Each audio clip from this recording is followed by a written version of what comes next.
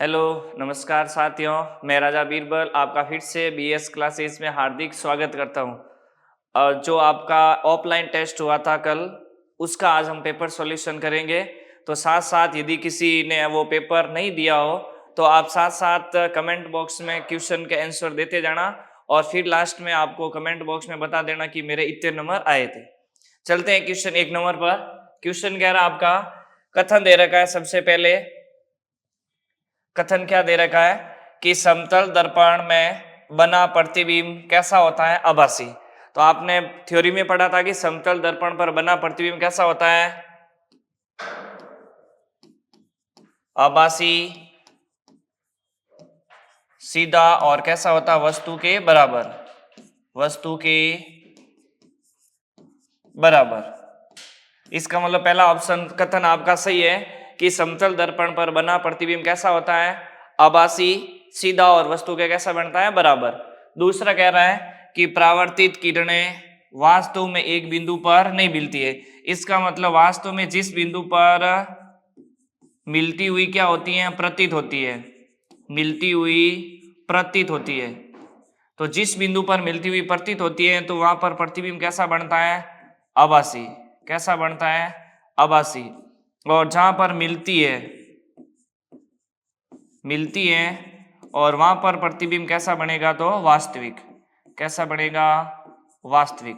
तो दो चीजें आपको ध्यान रखनी है। यदि मिलती हुई प्रतीत हो रही है तो वहां प्रतिबिंब बनेगा आभासी, और जहां मिलती है वहां पर क्या हो जाएगा? वास्तविक। और आभासी प्रतिबिंब को आप पर्दे पर प्राप्त नहीं कर सकते। पर्दे पर प्राप्त नहीं कर सकते। तो ये ध्यान रखना, पर्दे पर प्राप्त नहीं कर सकते, जबकि वास्तविक को पर्दे पर प्राप्त कर सकते हो। पर्दे पर प्राप्त कर सकते हैं। ये चीजें ध्यान रखना। इसका मतलब आपका कथन भी सही है और कारण भी सही है। और क्या कह रहा है कि परावर्तित किरणें वास्तव में एक बिंदु पर नहीं मिलती। यदि एक बिंदु पर नहीं मिलती इसका मतलब प्रतिबिंब कैसा बनेगा? आभासी। इसका मतलब कारण कथन की क्या कर रहा है? सही व्याख्या कर रहा है। तो ऑप्शन नंबर 3 में दे रखा है, दोनों क्या है? सही है। और कारण कथन की क्या कर रहा है? सही व्याख्या कर रहा है। तो ऑप्शन नंबर कौन सा सही हो जाएगा? 3 नंबर।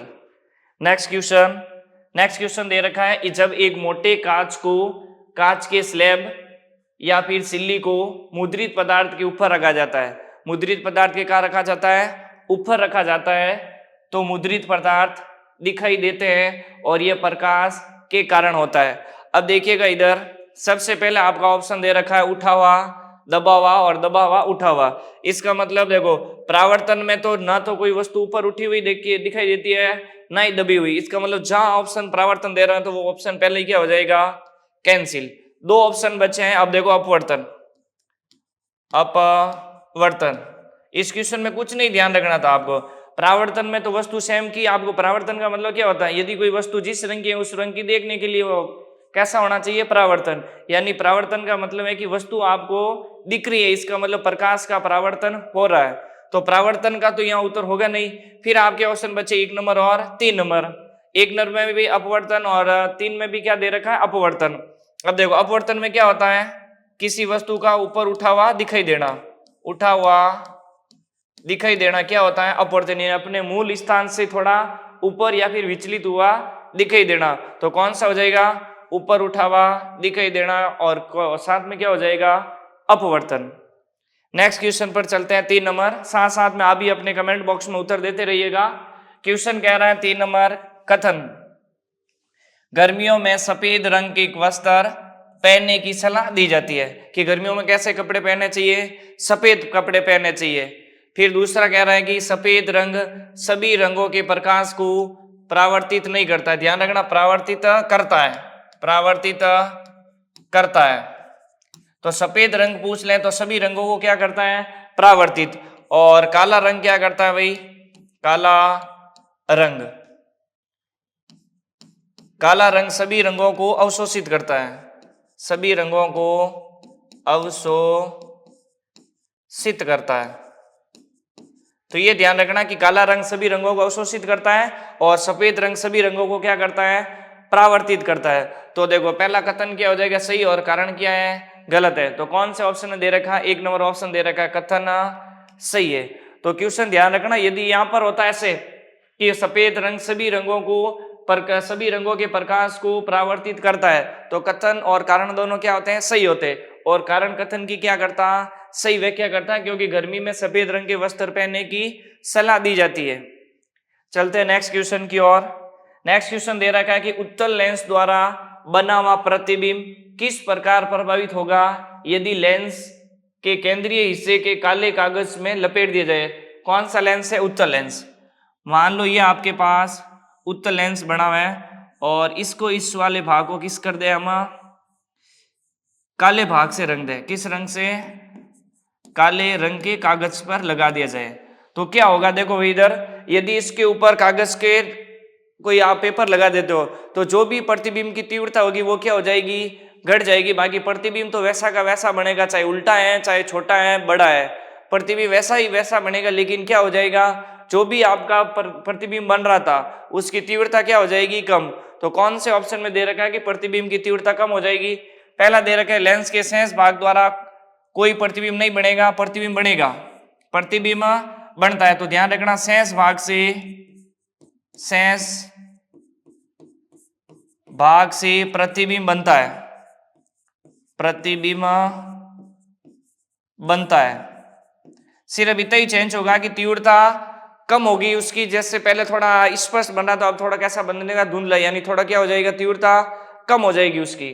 तो ये 2 नंबर में दे रखा है प्रतिबिंब की तीव्रता, प्रदीप्ति की तीव्रता क्या हो जाएगी, कम हो जाएगी। तो ऑप्शन हो जाएगा 2 नंबर, जो भी प्रतिबिंब की प्रदीप्ति होगी उसकी तीव्रता क्या हो जाएगी, कम, क्योंकि उसके ऊपर आप क्या लपेट रहे हो, कागज।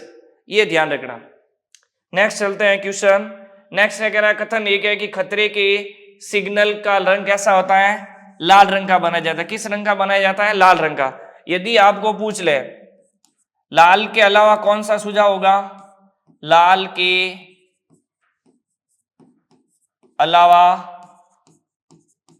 अन्य सुझाव पूछे आपसे, अन्य सुझाव पूछे कि खतरे के लिए कौन सा अन्य सुझाव होगा, यदि लाल रंग ऑप्शन में नहीं हो तो आपको कौन सा रंग करना होगा, पीला रंग। कौन सा रंग आपका उत्तर होगा, पीला रंग। क्वेश्चन पूछा जा सकता है कि लाल रंग के अलावा अन्य खतरे के लिए कौन सा रंग आप उपयोग कर सकते हो, तो पीला रंग। तो इसका मतलब कथन क्या आपका सही है। दूसरा कहना है कि लाल रंग का प्रकीर्णन सबसे अधिक नहीं, लाल रंग का प्रकीर्णन क्या होता है, सबसे कम होता है। लाल रंग का पूछ ले आपको प्रकीर्णन क्या होता है, अधिक, प्रकीर्णन सॉरी अधिक नहीं, क्या होता है, कम। और लाल रंग का तरंग दैर्ध्य क्या होता है, तो सबसे अधिक, तरंग दैर्ध्य क्या होता है, अधिक।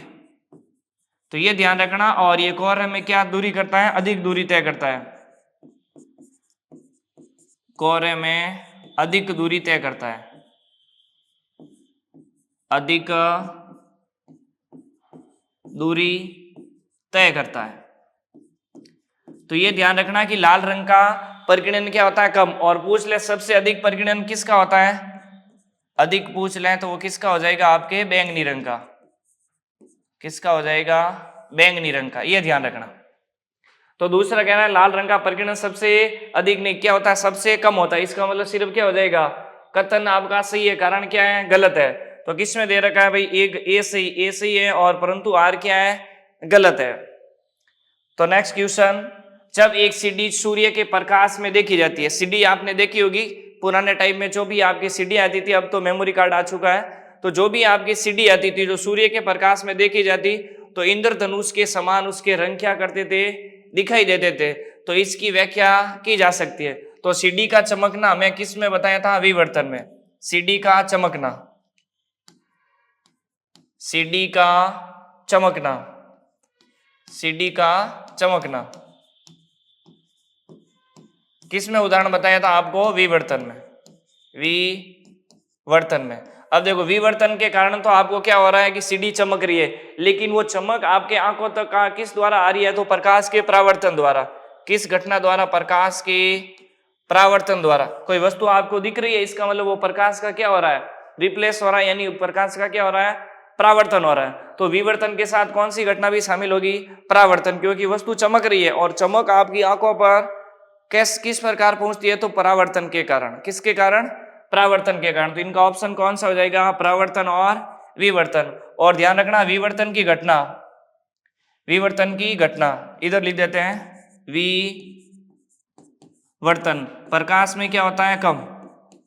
प्रकाश में तो क्या होता है? कम, लेकिन ध्वनि में क्या होता है? अधिक।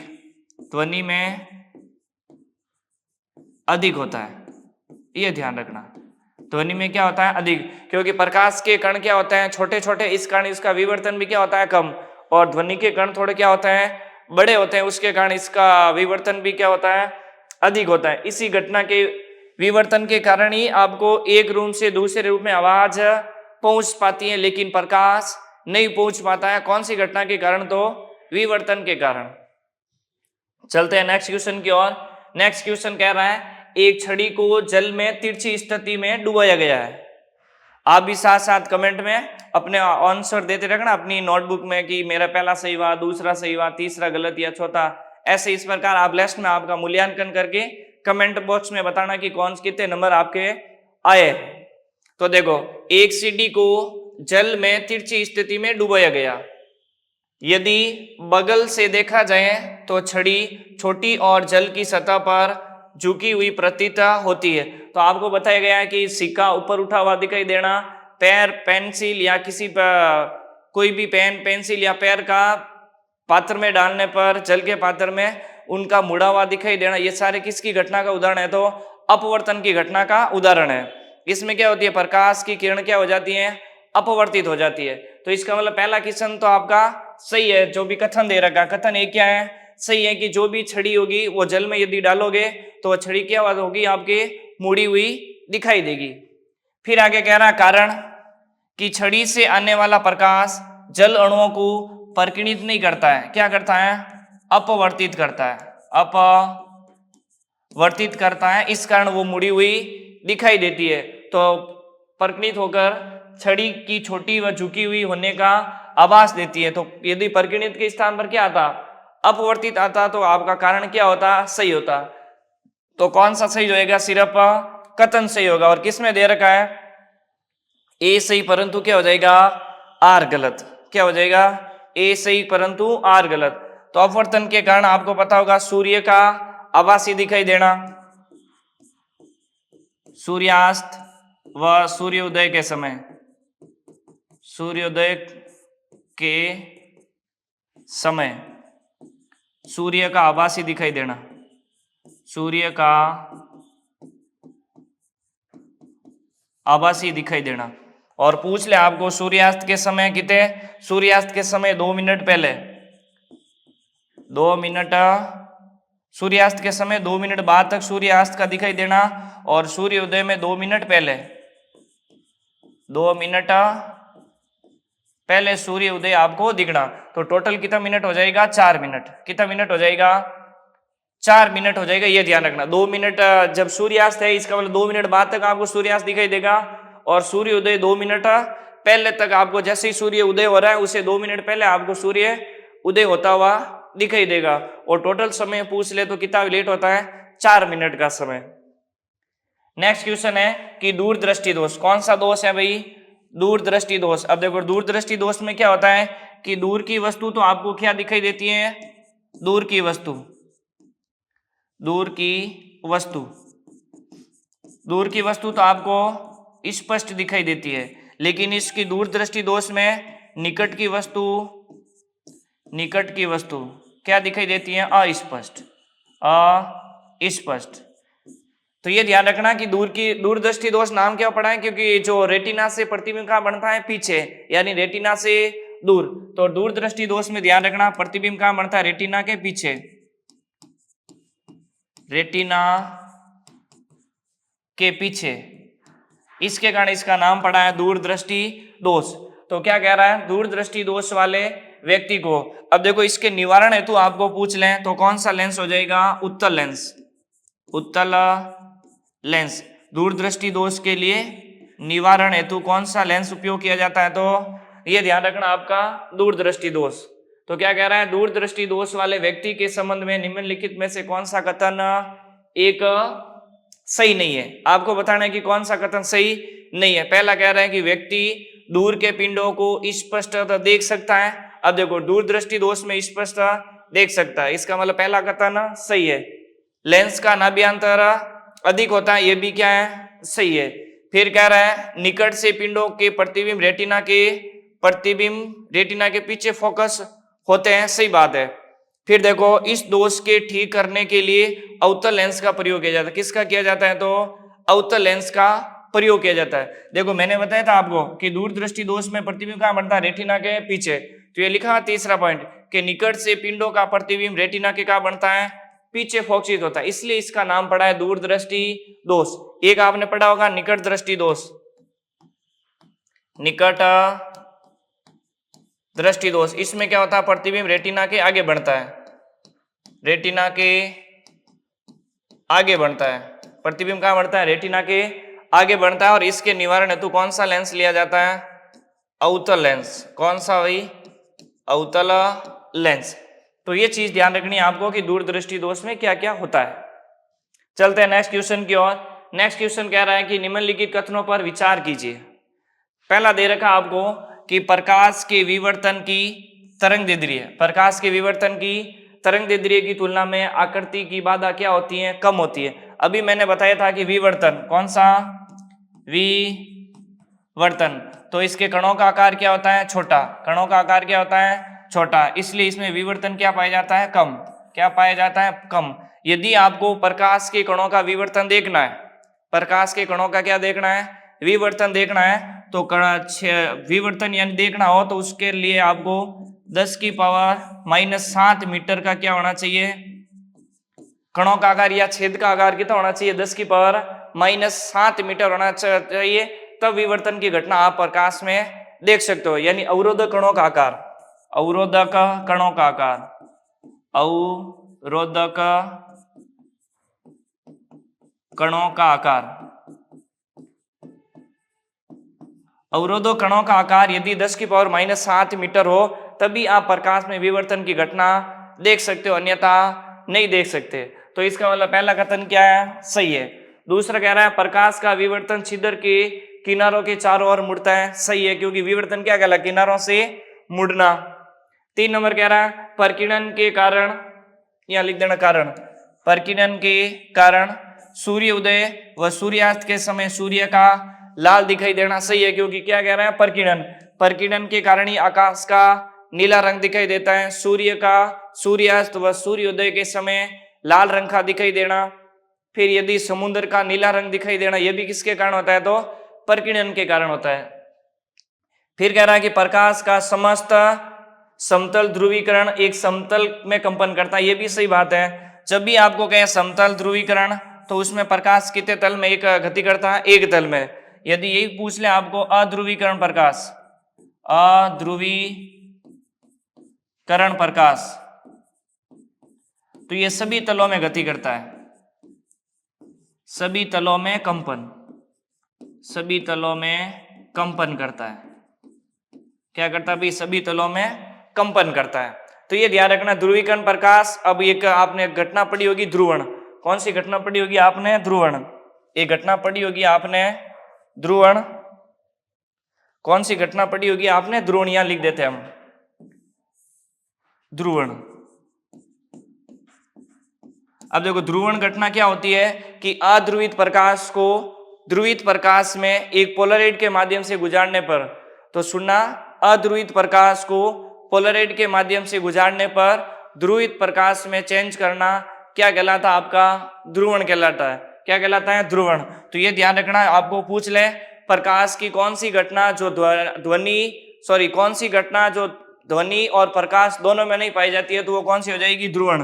तो ध्रुवण ध्यान रखना, ना तो ध्वनि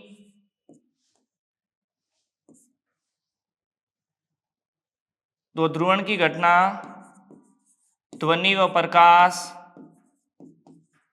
दोनों में नहीं पाई जाती, दोनों में नहीं पाई जाती। ये कौन सी घटना पूछ ले कि प्रकाश और ध्वनि दोनों में नहीं पाई जाती है, तो ध्रुवण। ध्रुवण प्रकाश का एक गुण है कि जो भी प्रकाश स्रोत से, किसी भी स्रोत से प्रकाश निकल रहा है तो वो क्या होगा, अध्रुवित होगा, और अध्रुवित प्रकाश को पोलराइड के माध्यम से गुजारने पर यदि प्रकाश ध्रुवित होता है तो वो क्या कहलाएगा? ध्रुवण कहलाएगा। चलते हैं नेक्स्ट क्वेश्चन की ओर। नेक्स्ट क्वेश्चन है आपका कि समुद्र का पानी कैसा दिखाई देना? नीला रंग का दिखाई देना। इसका मतलब नीला दिखाई दे रहा है, इसका मतलब कि उत्तर क्या होना चाहिए? परकिरण। आपका उत्तर क्या होना चाहिए? परकिरण। वो भी परकिरण कैसा? तो नीले रंग का परकिरण कैसा होता है भाई? अधिक होता है। परकिरण कैसा होना चाहिए?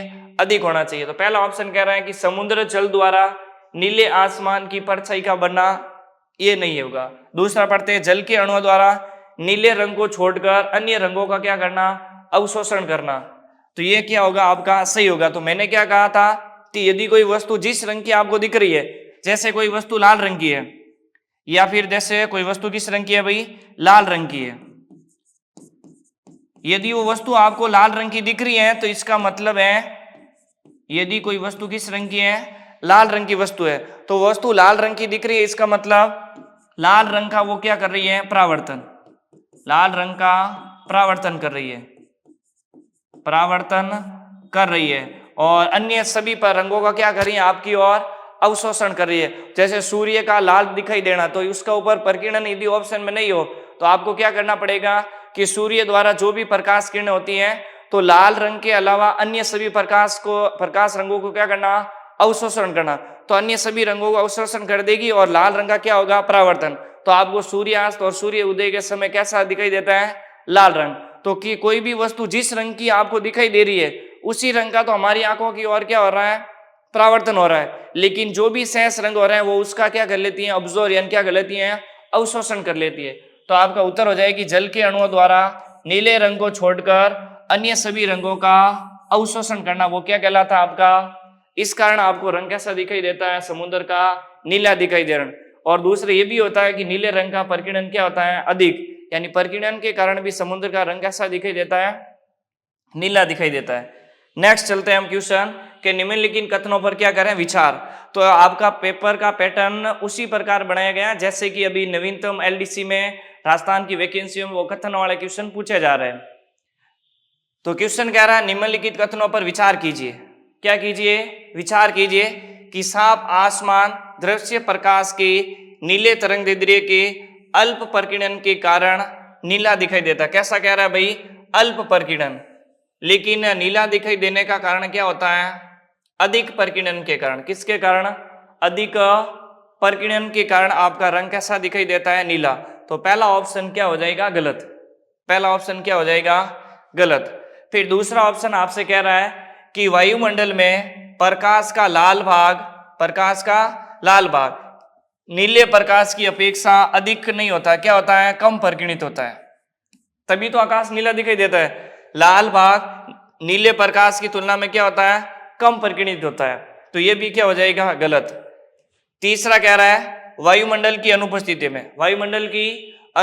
में प्रकाश का प्रकीर्णित नहीं होगा। यदि वायुमंडल नहीं है तो प्रकाश प्रकीर्णित नहीं होगा और आकाश कैसा दिखाई देगा? आपको काला दिखाई देगा। कैसा दिखाई देगा? काला। इसका मतलब ऑप्शन सिर्फ कौन सा राइट है? 3 नंबर।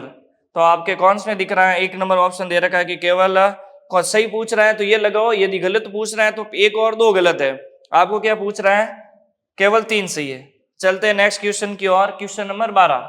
क्वेश्चन नंबर 12 आपसे कह रहा है कि एक कमरे में रखी लाल गेंद, कैसी रंगी है? आपने लाल गेंद रखी है। एक बनाई देते हैं हम लाल गेंद। ये मान लो एक कमरे में आपने कैसी रखी है भाई? लाल गेंद रखी है। कैसी रखी है? लाल गेंद। ये आपके पास लाल गेंद है। फिर क्या पूछ रहा आपसे कि लाल गेंद के ऊपर श्वेत प्रकाश डाला जाता है। ये कैसी गेंद है भाई? लाल रंग की। इसके ऊपर कैसा प्रकाश डाला जाता है? श्वेत प्रकाश डाला जाता है। श्वेत प्रकाश डाला जाता है। तो वस्तु आपको कैसी दिखाई देगी? तो मैंने आपको शुरुआत में बताया था यदि कोई वस्तु जिस रंग की है उसी रंग की आपको देखनी है तो वस्तु को या तो आपको श्वेत प्रकाश में या उसी रंग में देखना होगा। तो श्वेत प्रकाश में देख रहे हो तो वस्तु कैसी दिखाई देगी? लाल रंग की। और लाल प्रकाश में देख रहे हो, लाल प्रकाश में, तो इन दोनों में ध्यान रखना, श्वेत प्रकाश में और श्वेत प्रकाश में भी देखोगे तो भी वस्तु ऐसी दिखेगी, और लाल प्रकाश में देखोगे तो भी वस्तु कैसी दिखेगी, लाल रंग की। कैसी दिखेगी, लाल रंग की। इन दोनों के अलावा अन्य कोई भी रंग में आप लाल वस्तु को देख रहे हो तो वस्तु कैसी दिखाई देगी, काले रंग की दिखाई देगी। तो कैसा क्या कहा क्वेश्चन, श्वेत प्रकाश डालने पर वस्तु किस रंग की दिखेगी, तो वस्तु हो जाएगी आपके काले रंग की, सॉरी काले रंग नहीं, लाल रंग की। कैसी हो जाएगी, लाल रंग की हो जाएगी, क्योंकि प्रकाश कैसा डाला जा रहा है, श्वेत। यदि यहाँ श्वेत के स्थान पर आता कि आप पीले रंग का प्रकाश डालते हो तो उत्तर क्या होता आपका, काला। तो ये ध्यान रखना, यदि श्वेत के स्थान पर यदि मैं लिख दूं लाल रंग का प्रकाश, लाल रंग का प्रकाश, तो भी आपका उत्तर क्या होता, सेम होता। श्वेत प्रकाश और लाल रंग, इन दोनों के अलावा यदि कोई भी आप रंग डालोगे तो वस्तु कैसी दिखाई देगी, काली दिखाई देगी। नेक्स्ट चलते हैं क्वेश्चन नंबर 13 पर। क्वेश्चन नंबर 13 आपसे कह रहा है कि यदि किसी ए लेंस का आवर्धन क्षमता कितनी दे रखी है, +1.2 दे रखी है। कितनी दे रखी है, +1.2। तो आवर्धन क्षमता दे रखी है, यानी एम का मान आपको दे रखा है +1.2। कितनी दे रखी है, 1.2। इसका मतलब प्लस दे रखा है तो प्रतिबिंब कैसा बनेगा, आभासी। सीधे ही ध्यान रखना, जैसे ही आपको प्लस दिखता है तो प्रतिबिंब कैसा बनेगा, आभासी। यानी आवर्धन क्षमता में प्लस दे रखा है तो प्रतिबिंब कैसा बनेगा, आभासी। आभासी प्रतिबिंब हमेशा कैसा होता है, सीधा। फिर देखो, यदि आपका आवर्धन 1 से बराबर है तो प्रतिबिंब बराबर, 1 से बड़ा है तो प्रतिबिंब बड़ा, और किस में बनेगा, बड़ा। तो इसका मतलब आपका जब भी ये कंडीशन किस में बनती है, आभासी, बड़ा और सीधा। तो ये ध्यान रखना, आभासी, बड़ा और सीधा प्रतिबिंब बनता है आपके अवतल दर्पण में। किस में बनता है भाई, अवतल दर्पण में। सीधा तीनों पॉइंट लिखा देता हूं मैं आपको। इधर देखो, यदि आभासी और सीधा प्रतिबिंब हो, यदि प्रतिबिंब कैसा बने, बराबर, प्रतिबिंब कैसा बने, बराबर, पहली कंडीशन। दूसरा प्रतिबिंब कैसा बने, छोटा, आभासी, सीधा और छोटा, और तीसरा प्रतिबिंब बने बड़ा। तीनों कंडीशन याद रखना, प्रतिबिंब छोटा, बड़ा और बराबर। जब भी प्रतिबिंब बराबर बने इसका मतलब दर्पण है समतल, समतल दर्पण। आभासी, सीधा और कैसा बने, बराबर बने तो समतल दर्पण, छोटा बने तो कौन सा हो जाएगा, उत्तल दर्पण, और बड़ा बने तो कैसा हो जाएगा आपके अवतल दर्पण, अवतल दर्पण। और लेंस में पूछ ले तो यह हो जाएगा आपके उत्तल लेंस, और यह हो जाएगा आपके, साथ में लिख देना, उत्तल दर्पण है तो अवतल लेंस हो जाएगा, अवतल लेंस। तो ये चीजें ध्यान रखनी है आपको, जब भी पूछ ले कि प्रतिबिंब आभासी और कैसा बने, सीधा। तो आभासी और सीधा यदि कैसा बन रहा है, बराबर, तो बराबर बन रहा है तो दर्पण कैसा होगा, समतल। यदि क्या बन रहा है, आभासी, सीधा और कैसा बने, छोटा, तो दो ध्यान रखना, दर्पण तो हो जाएगा उत्तल और लेंस हो जाएगा अवतल। फिर आपको पूछ ले बड़ा वाला, तो बड़ा वाला में ये ध्यान रखना आप, ये इधर बड़ा लिखा हुआ है, ये बड़ा वाला। जब भी आपको बड़ा पूछ ले कि प्रतिबिंब बड़ा कैसे बनेगा, तो एक तो बनेगा उत्तल दर्पण में और दूसरा किस में बनेगा, उत्तल लेंस में।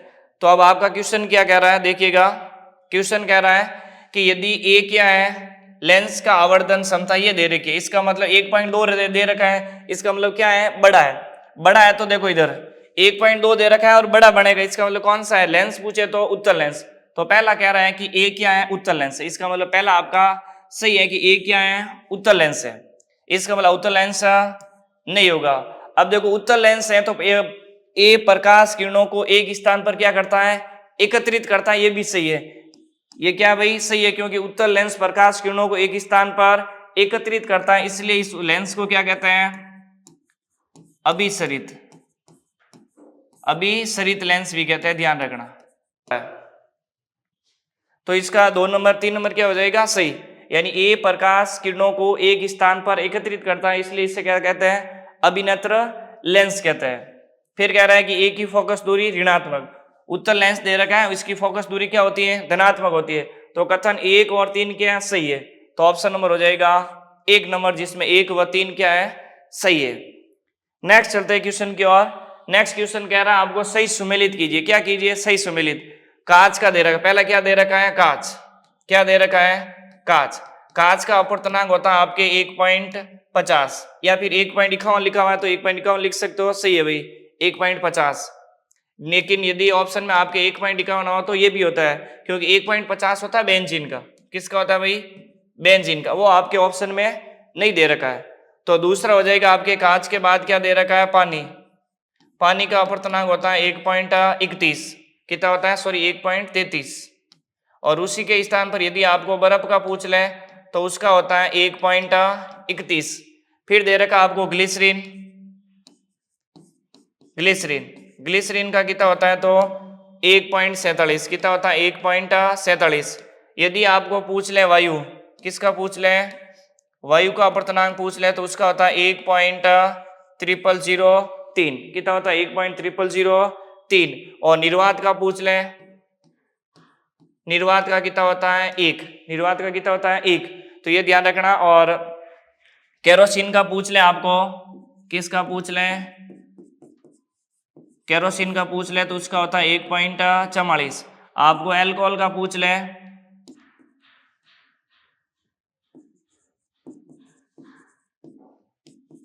अल्कोहल का पूछ ले तो ध्यान रखना कितना होता है? 1.36।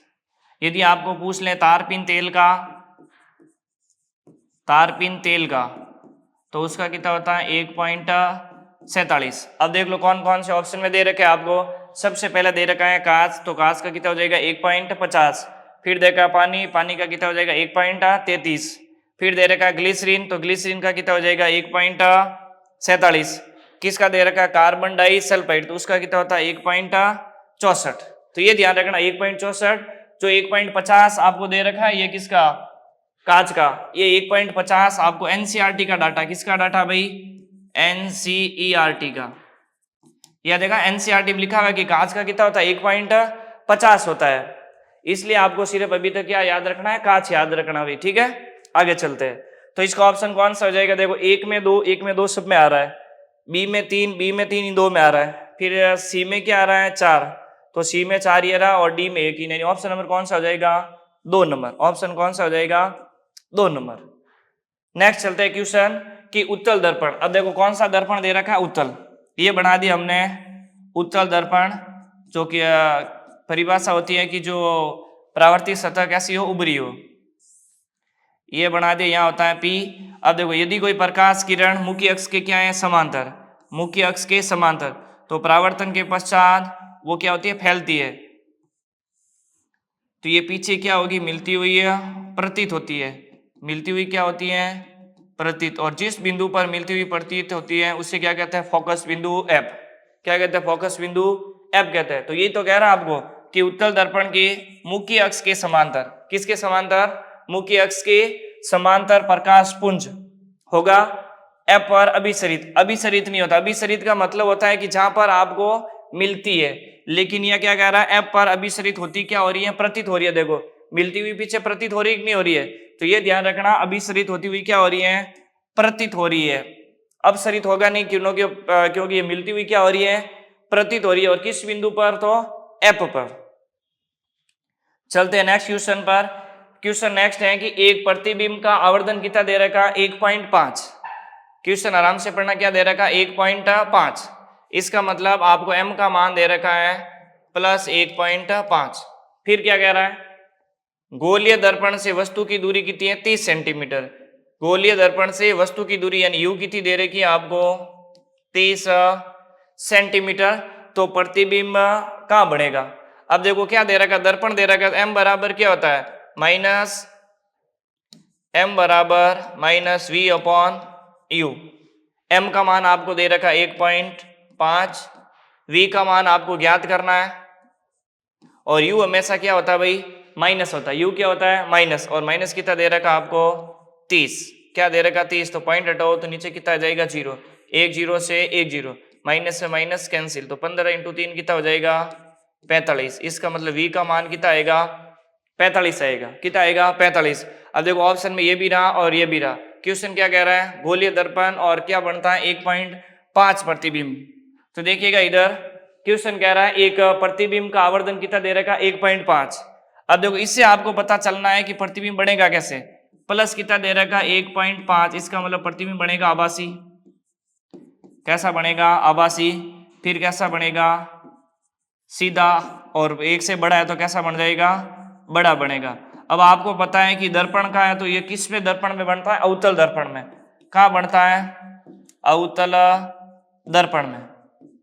अब अवतल दर्पण में 5 कंडीशन तो प्रतिबिंब बनता है वास्तविक, और 6ठी कंडीशन प्रतिबिंब क्या बनता है? आभासी। अब आभासी बनेगा तो प्रतिबिंब कहाँ बनेगा? दर्पण के पीछे। भाई आपको बता रखा है यदि दर्पण के बाईं ओर प्रतिबिंब बनता है तो कैसा बनता है? वास्तविक। और दाईं ओर प्रतिबिंब बनता है तो कैसा बनता है? आभासी। तो ये ध्यान रखना, बाईं ओर की दूरी क्या होती है आपके? वास्तविक, और दाईं ओर की दूरी क्या होती है? आभासी वाली। यानी वो होती है माइनस प्लस वाली, और इधर होती है माइनस वाली। तो प्लस वाला प्रतिबिंब कैसा बनता है? आभासी। या फिर आप ऐसे आवर्धन से पता कर सकते हो कि आभासी, सीधा और बड़ा। बड़ा बनते ही दर्पण कौन सा हो जाएगा? अवतल। और अवतल दर्पण में 6 नंबर कंडीशन पर आपने पढ़ा होगा, 6 नंबर कंडीशन पर जब वस्तु P और या C, तो वस्तु को आपको F और C है, और F और P के बीच यदि वस्तु रखते थे तो प्रतिबिंब बनता था दर्पण के पीछे। कहाँ बनता था? दर्पण के पीछे। तो कौन सा ऑप्शन हो जाएगा? 3 नंबर ऑप्शन, दर्पण के पीछे 45 सेंटीमीटर, जो आपने यह निकाला है। चलते हैं नेक्स्ट क्वेश्चन की ओर। नेक्स्ट क्वेश्चन कह रहा है किसी वस्तु को एक 9 सेंटीमीटर फोकस दूरी वाले उत्तल दर्पण, फोकस दूरी कितनी दे रखी है आपको? 9 सेंटीमीटर। दर्पण कौन सा है? उत्तल, तो फोकस दूरी होती है प्लस। दर्पण के सामने 18 सेंटीमीटर दूरी पर रखा गया। इसका मतलब u का मान कितना दे रखा है? 18 सेंटीमीटर। वो ये किस में हो जाएगा? माइनस, क्योंकि वस्तु की दूरी हमेशा माइनस में होती है। तो दर्पण द्वारा उत्पन्न क्या ज्ञात करना? आवर्धन। आपको बता रखा है कि जब भी आपको आवर्धन ज्ञात करना और f और क्या दे रखा? u दे रखा हो, तो f upon f minus u इसका क्या होता है? सूत्र। m का मान आपको ज्ञात करना है तो m का m हो जाएगा। f का मान आपको कितना दे रखा है? 9, और इधर भी f का मान 9, माइनस u का मान कितना दे रखा? -18, -18। तो 9 माइनस माइनस क्या हो जाएगा? प्लस, और 9 और 18 कितना हो रहा है? 27। तो 9 से कितना बार कट जाएगा? 1/3 बार, और उत्तर किस में आ रहा है? प्लस में। तो कितना हो जाएगा? 1/3। कौन सा दे रखा है? 4 नंबर ऑप्शन, 1/3 आपका क्या होगा? उत्तर होगा। तो ये ध्यान रखना, आवर्धन आप ज्ञात कर सकते हो। नेक्स्ट क्वेश्चन दे रखा है कि कौन सा विकल्प अपवर्तन सूचकांक के सही आरोही क्रम को दर्शाता है? तो सबसे पहला ऑप्शन दे रखा है सेंधा नमक, यानी खनिज नमक का होता है 1 पॉइंट। अब देखो इधर सबसे पहले खनिज नमक, बेंजीन, केरोसिन और बर्फ। बर्फ का अभी बताया था मैंने, कितना होता है? 1.31। यहां लिख देते हैं बर्फ का 1.31। फिर केरोसिन का लिख देते हैं हम 1.44। फिर दे रखा बेंजीन, बेंजीन का होता है 1.50। फिर लिखा सेंधा नमक या खनिज नमक, सेंधा नमक, तो इसका होता है 1.54। क्या कह रहा? आरोही क्रम है। आरोही क्रम का मतलब सबसे पहले छोटा आएगा, सबसे पहले छोटा यानी क्या आएगा? बर्फ। ये रहा बर्फ। फिर आ रहा केरोसिन, केरोसिन। फिर आ रही है बेंजीन, बेंजीन और सेंधा नमक। तो कौन सा हो जाएगा? 4 नंबर। तो कई बार आपको इस प्रकार भी पूछ सकता है कि कौन कौन से आपके अपवर्तनांक, तो अपवर्तनांक को भी आपको याद रखना, आरोही क्रम और अवरोही क्रम में पूछ सकते हैं। तो एक ही क्वेश्चन में आपको कितने इक्वेशन याद करने पड़े? 4। कि बर्फ का याद करो, अपवर्तनांक कितना होता है? 1.31। केरोसिन का कितना होता है? 1.44। बेंजीन का कितना? 1.50। सेंधा नमक का कितना होता है? 1.54। तो इस प्रकार जैसे हीरे का पूछ ले, हीरे का कितना होता है? 2.42। ये चीजें आपको अपवर्तनांक याद रखना है जो आपको पढ़ा रखा है। नेक्स्ट क्वेश्चन दे रखा है कि गोलीय दर्पण के मुख्य अक्ष के बारे में, किसके बारे में बताना भाई? मुख्य अक्ष के बारे में इनमें से कौन सा कथन सत्य है? तो चलते हैं क्वेश्चन पहला क्या कह रहा है? आपतन बिंदु मुख्य अक्ष पर आपतित होता है। क्या कह रहा है? आपतन बिंदु। देखो इस कौन सी कंडीशन में? ये ऐसा नहीं कहा कि हमेशा आपतित होता है। देखो मैं बता रहा हूं आपको, जैसे मान लो ये अवतल दर्पण है, ये मुख्य अक्ष है, इस पर फोकस बिंदु हमेशा क्या होगा? उपस्थित होगा। तो मुख्य अक्ष पर आने वाली प्रकाश किरण परावर्तन के बाद क्या होती है? समांतर। इसका मतलब ये मुख्य बिंदु, मुख्य अक्ष कौन सा है? एफ, और एफ पर ये बिंदु क्या हो रहा है? कोई प्रकाश किरण क्या हो रही है? आपतित। इसका मतलब इस बिंदु को क्या कहोगे? आपतन बिंदु। क्या कहोगे? आपतन बिंदु। इस क्वेश्चन को, इसका मतलब क्या हो जाएगा? आपतन बिंदु। इसका मतलब पहला कथन सही है आपका कि आपतन बिंदु मुख्य अक्ष पर स्थित होता है, सही है। हमेशा स्थित नहीं होता है, इस कंडीशन में होता है, बाकी सभी क्या हो जाएगा आपके परावर्तक सतह पर स्थित होता है। फिर कह रहा है कि ये दर्पण पर क्या होता है, अभिलंब होता है। सही बात है कि सी और एफ को मिलाने वाली रेखा क्या कहलाती है आपका, अभिलंब। तो 2 नंबर ऑप्शन भी सही है। 3 नंबर कह रहा है कि मुख्य फोकस हमेशा मुख्य अक्ष पर स्थित होता है। 100% बात सही है, क्योंकि प्रकाश किरणें मुख्य अक्ष के समांतर आने वाली प्रकाश किरणें जिस बिंदु पर मिलती हैं या फिर मिलती हुई क्या होती है, प्रतीत होती है, तो उस बिंदु को क्या कहते हैं, फोकस बिंदु एफ, जो कहां पर स्थित होता है, मुख्य अक्ष पर। तो हमेशा मुख्य अक्ष पर स्थित होता है। इसका मतलब तीनों क्या है, सब सही है। तो 1, 2 और तीनों क्या हो जाएंगे, सही। आपको कौन सा कथन सत्य पूछा है, तो तीनों क्या हो जाएंगे, सही हो जाएंगे। नेक्स्ट क्वेश्चन कह रहा है कि दंत चिकित्सक, कौन सा चिकित्सक है भाई, दंत चिकित्सक किस दर्पण का उपयोग करता है, अवतल दर्पण का उपयोग करता है। ताकि अवतल दर्पण का उपयोग करेगा तो देखो 6 नंबर कंडीशन, जो आपकी 6 नंबर कंडीशन बन रही थी, कौन सी, आभासी,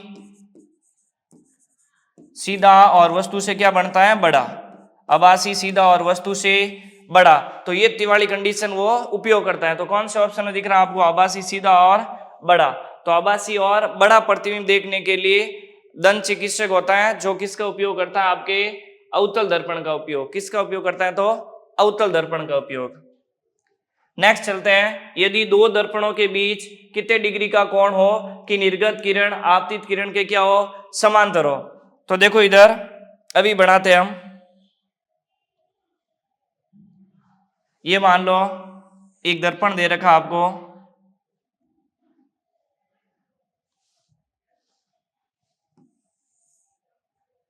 और इस दर्पण को यदि हम किस डिग्री पर लगाएं, 90 डिग्री पर। किस डिग्री पर लगाएं हम, 90 डिग्री पर लगाए। ये लगा दिया हमने 90 डिग्री पर। कितने डिग्री पर लगाया भाई, 90 डिग्री। तो इस पर आने वाली प्रकाश किरण, इस पर आने वाली कोई प्रकाश किरण, तो मान लो इस पर कोई प्रकाश किरण आ रही है, ये आई प्रकाश किरण, और ये यहां पर हुई अपवर्तित, और निर्गत किरण क्या हो जाएगी, इसके समांतर। ये दोनों क्या हो जाएगी, समांतर हो जाएगी। तो ये आ रही है आपतित किरण और ये हो जाएगी निर्गत किरण। ये हो जाएगी आपतित किरण, आपतित किरण, निर्गत किरण के क्या हो जाएगी, समांतर। ये हो जाएगी निर्गत किरण, निर्गत किरण। तो ध्यान रखना, यदि 2 दर्पण दे रखे हैं आपको, किसके 90 डिग्री के कोण पर हो, किस कोण पर हो, 90 डिग्री के कोण पर हो, तो आपतित किरण और निर्गत किरण दोनों आपस में क्या होगी, समांतर होगी। यदि क्वेश्चन पूछ ले आपको कि यदि कोई 2 दर्पण को 90 डिग्री पर रखा जाता है तो आपतित किरण और निर्गत किरण क्या होगी, तो समांतर। क्वेश्चन को उल्टा भी पूछा जा सकता है। अब देखिएगा, इसमें यदि आपको पूछा जाए, यदि कोई प्रकाश किरण, कोई 2 दर्पण को आप रखते हो, मान लो 60 डिग्री के कोण पर। कितने डिग्री के कोण पर रख रहे हो, 60 डिग्री के कोण पर आप रख रहे हो। तो प्रकाश किरण यदि पहले दर्पण के क्या आ रही है, समांतर आ रही है, यही पहले दर्पण के समांतर, तो निर्गत किरण दूसरे दर्पण के क्या निकलेगी, समांतर निकलेगी। दूसरे दर्पण के क्या निकलेगी, समांतर निकलेगी। ये ध्यान रखना, ये आपतित किरण, ये अपवर्तित किरण, और ये हो जाएगी निर्गत किरण। तो ये आपतित किरण, आपतित किरण, और ये हो जाएगी आपके निर्गत किरण। तो ये ध्यान रखना, यदि पहले के समांतर आ रही है तो दूसरे के समांतर जाएगी। जबकि कितना डिग्री का कोण हो, दोनों दर्पणों के बीच 60 डिग्री का कोण हो। कितने डिग्री का कोण हो, 60 डिग्री का कोण हो, तो आपतित किरण यदि पहले दर्पण के समांतर आ रही है तो दूसरे के क्या निकलेगी, समांतर। यदि दूसरे के समांतर आ रही है तो पहले के समांतर निकलेगी। तो दोनों ध्यान रखना, क्वेश्चन आपका उत्तर हो जाएगा इसमें 90 डिग्री। तो जब आपतित किरण और निर्गत किरण क्या होती है, समांतर होती है। यदि एक के समांतर हो और दूसरे के समांतर निकले तो उस समय कोण कितना होना चाहिए, 60 डिग्री का कोण होना चाहिए। नेक्स्ट क्वेश्चन है, यदि कोई प्रकाश किरण उत्तल लेंस के, कौन सा लेंस है भाई, उत्तल लेंस के प्रकाशित केंद्र ओस पर आपतित होती है। तो देखिएगा, बनाते हैं इधर, लेंस कौन सा है, उत्तल लेंस। ये उत्तल लेंस बना दिया, ये बना दिया हमने प्रकाशी केंद्र ओ।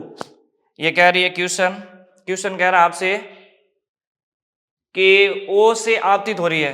तो आपको पता होगा यदि कोई प्रकाश किरण ओ से आपतित हो तो परावर्तन के पश्चात वो सीधी गुजर जाती है। क्या गुजर जाती है? सीधी गुजर जाती है। तो ये हो जाएगी आपतित किरण, आपतित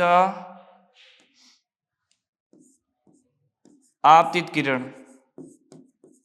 और ये क्या हो जाएगी? अपवर्तित किरण। तो देखो इधर क्वेश्चन पूछ रहा है आपको आपतित किरण और अपवर्तित किरण, इन दोनों किरणों के बीच कोण कितना बनता है? 180 डिग्री। तो आपको क्वेश्चन पूछा गया यदि कोई प्रकाश किरण उत्तल लेंस के प्रकाशी के अंदर O पर आपतित होती है, किस पर आपतित होती है?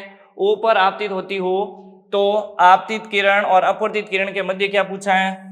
कोण पूछा है। तो कोण कितना डिग्री हो जाएगा? 180 डिग्री, क्योंकि ये सीधे बिना विचलित हुए निकल जाती है।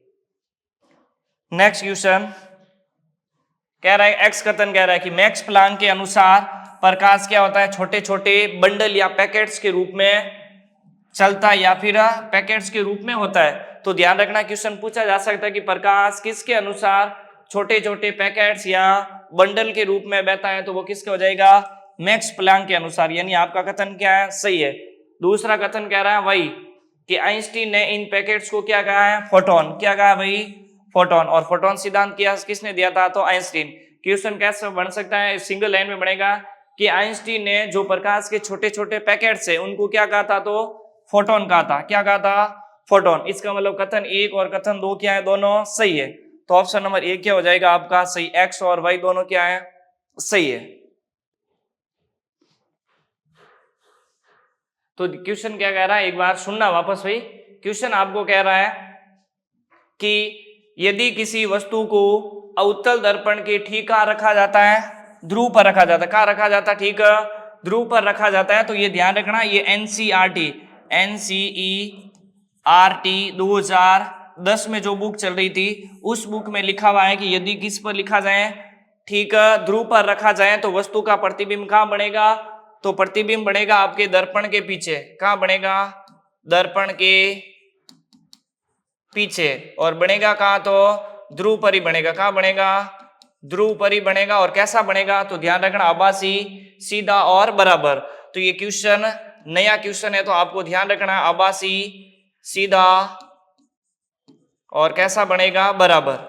आभासी, सीधा और बराबर। तो क्वेश्चन जो भी नया है उसको थोड़ा ध्यान रखना। एनसीईआरटी 2010 में लिखा हुआ है कि यदि अवतल दर्पण के ध्रुव पर रखते हैं तो दर्पण के पीछे और कैसा बनेगा? वस्तु के बराबर, आभासी, सीधा और बराबर बनेगा। चलते हैं नेक्स्ट क्वेश्चन की ओर। नेक्स्ट क्वेश्चन कह रहा है किसी लेंस की फोकस दूरी किन कारकों पर निर्भर करती है? क्या पूछ रहा है आपको? फोकस दूरी। किसी लेंस की फोकस दूरी किन कारकों पर निर्भर करती है? तो पहला है कि लेंस के पदार्थ के अपवर्तनांक पर। आपको पता होगा कि म्यू अपवर्तनांक वाले लेंस में डुबा दिया जाए, अधिक वाले में, कम वाले, तो उसमें फोकस दूरी क्या होती है? इफेक्ट पड़ता है, यानी फोकस दूरी कम, ज्यादा और अनंत भी होती है।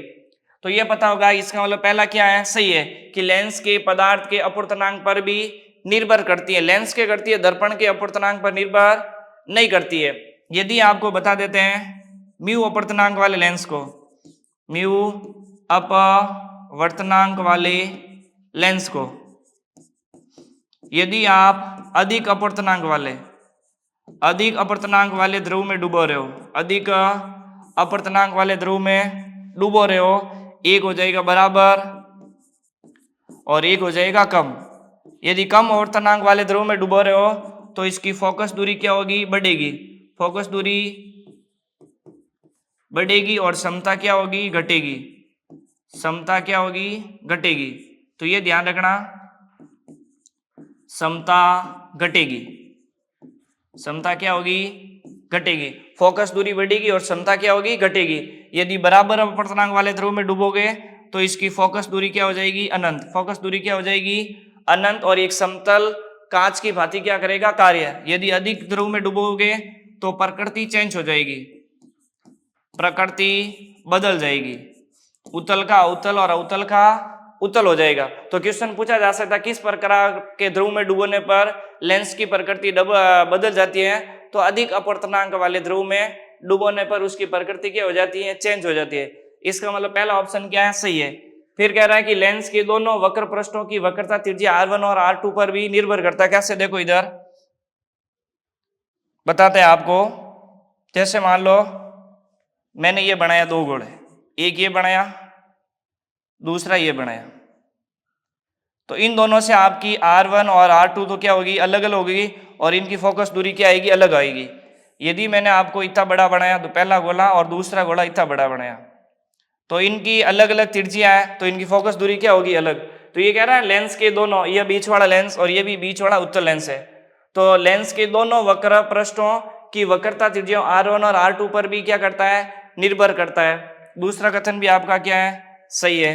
फिर कह रहा है कि प्रकाश के वर्ण यानी तरंग दैर्ध्य पर भी क्या करता है, ये निर्भर करता है। तो तीनों पॉइंट आपको ध्यान रखना है कि फोकस दूरी लेंस के पदार्थ के अपवर्तनांक पर, उनकी वक्रता की त्रिज्याओं पर और प्रकाश के तरंग दैर्ध्य पर भी क्या करती है, निर्भर करती है। तो ऑप्शन हो जाएगा आपका 4 नंबर, ए बी और सी तीनों क्या है, सही है। चलते हैं नेक्स्ट क्वेश्चन की ओर। नेक्स्ट क्वेश्चन कह रहा है निकट दृष्टि दोष से पीड़ित व्यक्तियों को दूर का स्पष्ट दिखाई नहीं देने का कारण क्या है। अब देखो दूर की वस्तु स्पष्ट नहीं दिखाई दे रही है, किसको, निकट दृष्टि दोष वाला है। इसका मतलब प्रतिबिंब कहां बनता है, रेटिना से पहले। इसका मतलब फोकस दूरी क्या होगी, कम, और फोकस दूरी कम होगी तो आपको पता है कि P बराबर क्या होता है, 1/f, तो उसकी क्षमता या शक्ति भी क्या हो जाएगी, कम हो जाएगी। तो पहला कह रहा है फोकस दूरी क्या हो जाएगी, घट जाएगी, सही बात है। फोकस दूरी घटेगी तो लेंस की गोलाई क्या हो जाएगी, बढ़ जाएगी। यानी जब लेंस क्या हो जाता है, मोटा हो जाता है, तो फोकस दूरी क्या हो जाती है, घट जाती है।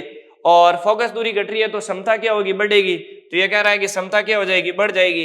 इसका मतलब पहला ऑप्शन ही आपका क्या है, सही है, कि वस्तु निकट की, जब निकट दृष्टि दोष होता है तो उसको क्या होता है, दूर की वस्तु स्पष्ट दिखाई नहीं देती है, कारण कि फोकस दूरी घट जाती है, गोलीयता बढ़ जाती है और क्षमता क्या हो जाती है, घट जाती है। और इसका उल्टा होता है आपके दूर दृष्टि दोष में। दूर दृष्टि दोष में पूछ लें तो फोकस दूरी क्या हो जाएगी, बढ़ जाएगी, लेंस की गोलाई घट जाएगी और क्षमता घट जाएगी, ये ध्यान रखना। तो तीनों चीज इसकी उल्टी हो जाएगी, ये घट रहा है तो उधर बढ़ेगा, ये बढ़ रहा है तो उधर घटेगा, और ये बढ़ रहा है तो उधर घटेगा। तो जो बढ़ रहा है उधर क्या होगा, घटेगा। चलते हैं नेक्स्ट। दर्पण के वक्रता केंद्र के संदर्भ में कौन सा कथन असत्य है, यानी वक्रता केंद्र सी, उसके बारे में कौन कौन सी बातें आपको पता है वो सत्य है, अन्यथा क्या हो जाएगी, असत्य है। ये कह रहा है कि यह उस गोले का केंद्र है जिसका वो दर्पण का एक भाग है, यानी जो खोखले गोले का जिसका वक्रता केंद्र सी होता है वही दर्पण का क्या कहलाता है, वक्रता केंद्र सी कहलाता। इसका मतलब पहला सही है। दूसरा कहता है यह दर्पण का भाग नहीं है, क्योंकि दर्पण पर क्या स्थित होता है, फोकस बिंदु, सॉरी P होता है वो, ये होता है दर्पण का भाग, तो सही है। फिर कह रहा है दूसरा, ये परावर्तक पृष्ठ के बाहर स्थित होता है, सही बात है। परावर्तक पृष्ठ ये वाली होती है, इधर वाली, और ये होता है ये मुख्य अक्ष पर C, तो परावर्तक पृष्ठ के क्या होता है, बाहर, ये भी बात सही है। फिर कह रहा है कि ये परावर्तक पृष्ठ के ठीक मध्य में स्थित होता है, गलत बात है। क्या बात है भाई, गलत बात है ये। तो इसका मतलब क्या हो जाएगा भाई, परावर्तक पृष्ठ के मध्य बिंदु पर क्या होता है, P होता है। तो आपको क्या पूछा है, असत्य। तो असत्य में आपका राइट कौन सा हो जाएगा, ये वाला। तो क्वेश्चन के अनुसार तो आपका ऑप्शन राइट कौन सा होगा, ये होगा 4 नंबर। लेकिन 4 नंबर जो ऑप्शन है वो क्या है, गलत है, और आपको गलत ही पूछा गया। इसका मतलब राइट कौन सा हो जाएगा, 4 नंबर आपका। चलते हैं नेक्स्ट क्वेश्चन की ओर। नेक्स्ट क्वेश्चन आपसे कह रहा है भाई, जब हम नजदीक की वस्तु को देखते हैं, जब नजदीक से हम देखते हैं तो आंखों की पक्षमापी पेशियां क्या होती हैं, तो देखो इधर पक्षमापी पेशियां फैल जाती हैं और लेंस की फोकस दूरी बढ़ जाती है। दूसरा कह रहा है सिकुड़ जाती हैं और लेंस की फोकस दूरी घट जाती है। तीसरा कह रहा है फैल जाती है और लेंस की फोकस दूरी घट जाती है।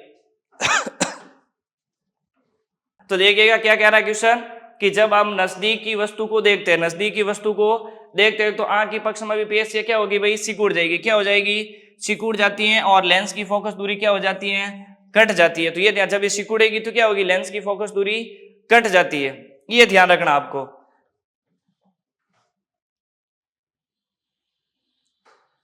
अब देखिएगा नेक्स्ट क्वेश्चन चलते हैं हम, सिकुड़ जाती है और लेंस की फोकस दूरी घट जाती है। नेक्स्ट क्वेश्चन कह रहा है कि निम्न में से कौन सा कथन क्या है, असत्य है। निम्न में से कौन सा कथन है जो क्या कह रहा है, असत्य कह रहा है। तो देखिएगा इधर सभी प्रकाश के परावर्तिक पृष्ठ परावर्तन के नियम का पालन करते हैं, सही है। मैंने आपको बताया था कि उत्तल दर्पण हो चाहे अवतल दर्पण हो चाहे कौन सा दर्पण हो, समतल दर्पण हो, तीनों पर आपतित किरण, परावर्तित किरण और अभिलंब तीनों का होता है, एक ही तल में होता है। इसका मतलब परावर्तन सभी प्रकार के। दूसरा कह रहा है आपको, ये से भी सही है। दूसरा कह रहा है सभी प्रकार के, ये आपका कथन सही है, सभी प्रकार के अपवर्तित पृष्ठ अपवर्तन के नियम का पालन करते हैं, ये भी सही है। फिर कह रहा है कि प्रकाश ये क्या है, विद्युत चुंबकीय तरंग है, ये भी क्या है, सही है। फिर कह रहा है कि प्रकाश ये क्या है, अनुदैर्ध्य तरंग है, ये क्या है भाई, गलत है। आपको क्या पूछा गया है कि पर कौन सा असत्य है, इसका मतलब ये 4 नंबर आपका क्या है, असत्य है। तो ऑप्शन कौन सा हो जाएगा, 4। जबकि प्रकाश एक ऐसी तरंग है भाई, अनुप्रस्थ तरंग है। कैसी तरंग है, अनुप्रस्थ तरंग है, अनुप्रस्थ तरंग है। तो ये ध्यान रखना, प्रकाश एक ऐसी तरंग है तो अनुप्रस्थ तरंग है, और अनुदैर्ध्य तरंग कौन सी हो जाएगी, ध्वनि। ध्वनि एक ऐसी तरंग है, अनुदैर्ध्य तरंग है, इसके लिए माध्यम की आवश्यकता होती है ध्वनि को, और प्रकाश को माध्यम की आवश्यकता नहीं होती है, क्योंकि प्रकाश निर्वात में भी गति कर सकता है। यह है आपका लास्ट क्वेश्चन कि लेंस की शक्ति के संबंध में कौन सा कथन गलत है। कल टेस्ट में आपको 30 क्वेश्चन भी दिए गए थे, और लास्ट क्वेश्चन है कि लेंस की शक्ति के संबंध में कौन सा कथन क्या है, गलत है। कौन सा कथन गलत है, तो कह रहा है कि फोकस दूरी पर निर्भर करती है, सही है, क्योंकि शक्ति होती है P बराबर 1/F। तो फोकस दूरी यदि क्या होगी, अधिक होगी, तो क्षमता क्या होगी, शक्ति की होगी कम। यदि फोकस दूरी क्या हो जाए, कम, तो शक्ति क्या हो जाएगी, अधिक। तो ये ध्यान रखना, दोनों एक दूसरे के क्या होते हैं, व्युत्क्रमानुपाती कर्मानुपाती। फिर कह रहा है कि शक्ति उत्तल लेंस के लिए धनात्मक होती है, सही है, अवतल लेंस के लिए ऋणात्मक होती है, सही है। ये कह रहा है कि शक्ति का मात्रक क्या है, वॉट, ये क्या है भाई, गलत है। जो आपका 4 नंबर ऑप्शन क्या कह रहा है, गलत है। ये कथन क्या हो जाएगा, गलत। वॉट होता है आपके शक्ति का जो पावर होती है, ये तो कह रहा है लेंस की शक्ति, तो लेंस की शक्ति का ऐसा ही मात्रक क्या होता है, डायोप्टर। क्या होता है भाई, डायोप्टर। तो ये ध्यान रखना, लेंस की शक्ति क्या हो जाएगी, डायोप्टर। ये था आपका पेपर सॉल्यूशन। यदि आपको पेपर सॉल्यूशन अच्छा लगे तो आपके दोस्तों के साथ भी शेयर कीजिएगा। आज की क्लास यही था। जय हिंद, वंदे मातरम, भारत माता की जय।